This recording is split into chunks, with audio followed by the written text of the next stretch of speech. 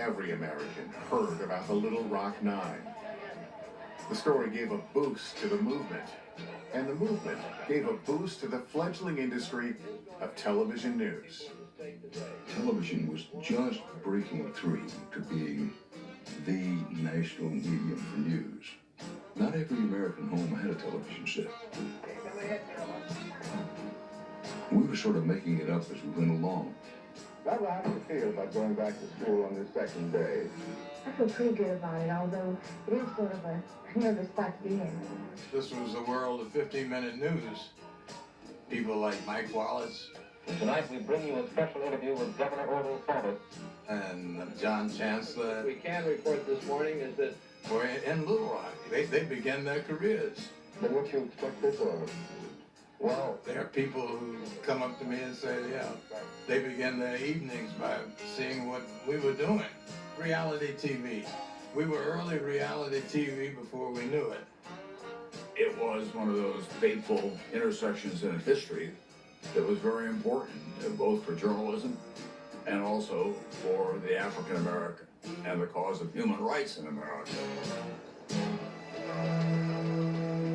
Martin Luther King's strategy of nonviolent direct action inspired a wave of young activists to take up the cause.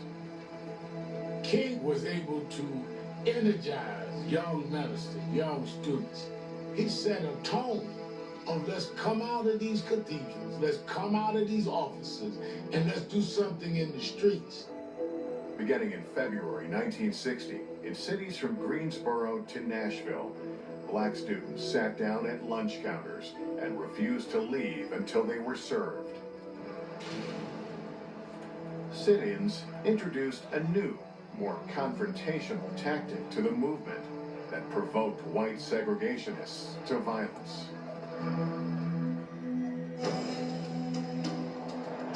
Then in May of 1961, 13 activists, black and white, calling themselves Freedom Riders, boarded two buses in Washington, D.C., a Trailways and a Greyhound. Their goal, to desegregate interstate bus lines in the South. Among the group's organizers were student leaders John Lewis and Diane Nash. By now, the activists knew the crucial importance of media coverage and were leaving nothing to chance. We knew that if one of us did not interpret what we were doing to the press, somebody would step in and try to do it and get it all wrong. And so I was elected to be the coordinator. There is this story when Diane Nash and these guys are on the Freedom Rides. Siegenthaler, who worked for Kennedy, said they plan to kill you when you go to Mississippi. My father, he and Diane Nash had a conversation. He didn't want her to continue the Freedom Rides. He said, you're going to get somebody killed. You're going to get somebody killed if you keep this up. And she said, you don't understand, sir. We signed our last will and testament last night. We understand exactly what we're facing. In my capacity as coordinator, several of the students who were about to get on the bus gave me sealed envelopes that I was to mail in the event of their death.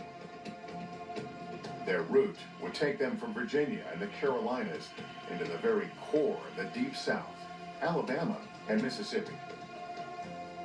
In Atlanta, Martin Luther King warned the Freedom Riders that he received word the buses would be attacked before they reached Birmingham.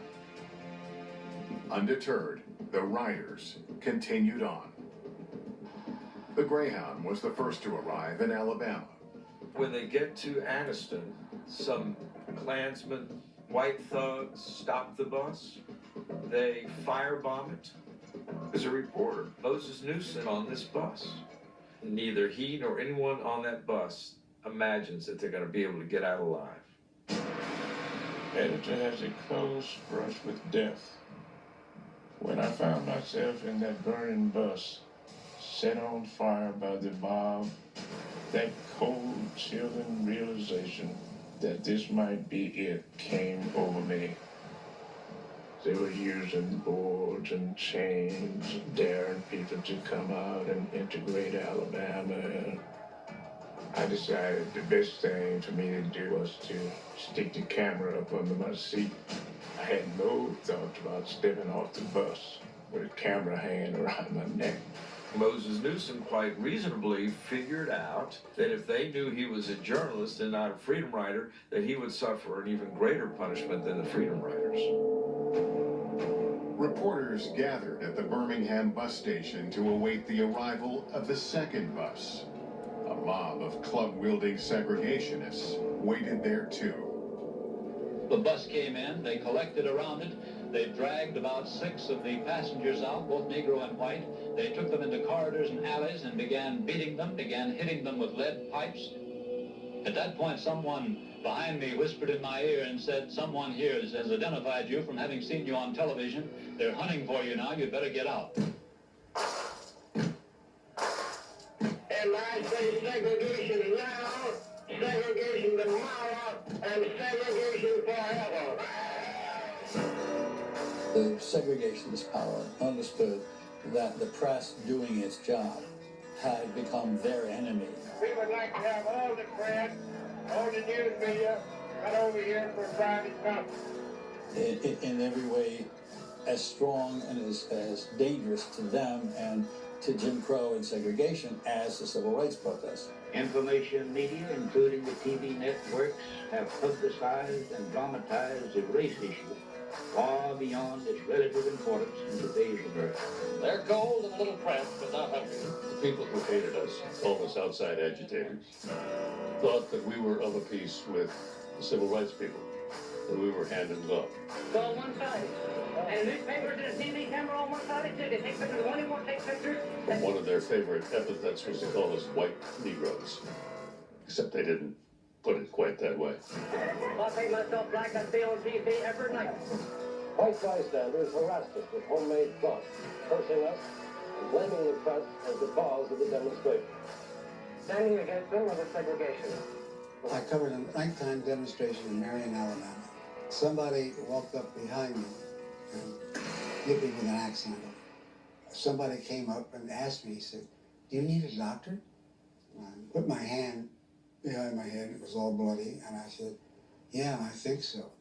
And he thrust his face right into mine and he said, "We don't have doctors for people like you." It was personal. It was you. It was not bullets flying in the air that could hit you. It was you that they wanted to do harm to. Of course it was dangerous, but the truth is that the number of times that we faced danger and the kind of danger we faced was very small compared to that with those who took part in the movement. We bore witness to what was happening. We were not participants. What we did was say, here it is. You face it in your living room as individuals, as a family, as a country.